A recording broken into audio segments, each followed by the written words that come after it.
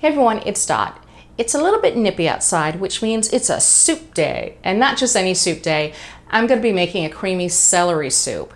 Now, the star of the soup is your celery, and you're going to use a full head of celery. And when I mean a full head, this is the only thing you don't use, the little end you nip off.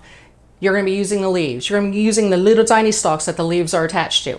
Everything is going to go into your pot when you make this. Now, you are going to reserve a few pieces of the celery leaves just for decorative purposes if you want to, and I'll show you what that looks like at the end. And all you're going to do is just chop up your celery really coarse. I'm not really worried about the size too much. But now we're going to head over to the stove and fire up the soup. I put my butter in here, and you can use coconut oil or olive oil if you prefer. I have it over medium heat. I've already added my onions. I'm going to salt my onions. If you want, you can use sea salt or regular table salt. That's up to you, but the quantities do matter based on the type of salt you're using. Next up, I am going to add the celery, and I'm adding cauliflower. Now you may be wondering, cauliflower in a celery soup?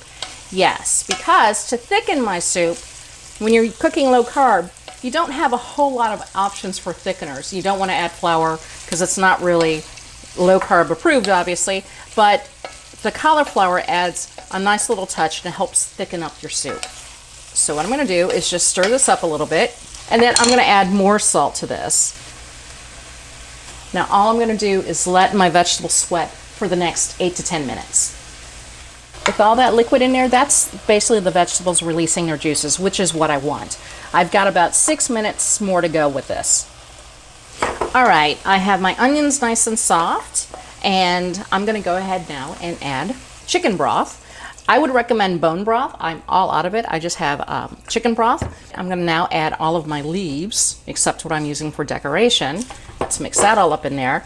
As far as how much broth you add, it really does depend, because your vegetables and how much liquid they have in there, how big and bulky they are, is going to sort of dictate how much broth you're going to use. Now, I'm probably going to add 1 more cup of broth in here, but right now what I'm going to do is just go ahead and let this simmer, and you want it to simmer it covered for about 8 to 10 minutes to let your vegetables get nice and soft. What I'm going to do now is test whether it is ready to go. It is, because once you can pierce your cauliflower with a fork, it's all set. I'm going to take it off heat. Next up, we're going to transfer the soup to the blender and start pureeing it. Now, I have a small ladle here, so it's going to take me a little bit longer, so I'm not going to show you everything. But all you're going to do is just like that. You want soup and also the liquid in here. I'm not filling it all the way up. I'm going to do this in 2 batches, so I'm going to fill it probably up to here. And the reason why is it's really hot. And if you fill up your blender, you're going to blow your top off the blender and make a mess. I've done this before. I speak from experience on this. I'm going to take some fresh dill, and you can use dried dill, but I definitely would recommend fresh for this. And I'm not going to use it all with this batch. I'm going to split it between the 2. And you want to add the fresh dill right on top. Get yourself a towel, place it on top, and I'm going to puree it. You want to carefully lift the lid. Because again, you can make it as chunky or as thin as you like. That really is up to you. Unplug your blender, because it's easy to hit the on button when you got the lid off. And what I'm going to do is transfer it over to a separate bowl. So I got the first batch done.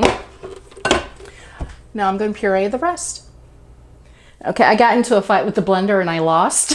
But anyway, that happens sometimes. I pureed my soup, and I'm just going to add it back into my pan, or my pot, I should say. I need to taste it first. I want to see if I need to add any more salt to it. It needs a little bit more salt. I'm just going to add some sea salt. It's a big pinch. Stir that up. The next thing I'm going to add is, it's off heat, but I'm going to add in 1/2 cup of cream, heavy cream. Now, you know we're doing an autoimmune challenge right now, and so we're not supposed to use any dairy. However, this is going to family, so they can have the cream. You just want to mix that cream in. You don't want to do it on heat because you don't want your cream to curdle. To prepare your soup for serving, all you need to do is drizzle a little bit of extra virgin olive oil on top. Next, add in your celery leaves. It's decorated. Now it's time to tuck in and see if it really is that good. Ooh, a nice piece of dill right there too.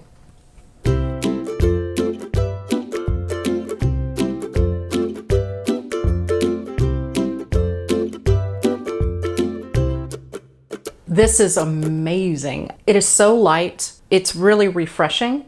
And the dill just makes it that much better. It has a lovely dill taste to it. It's not overpowering. The celery is really smooth. Oh, it's delicious. And you know, we're still in winter, but I would say this also makes a great summertime soup too. So just keep that in mind. I hope you enjoyed the video. Hope you give it a try. Hit like, subscribe, share with your friends. And until next time, I'm gonna do some laundry and I'll see ya.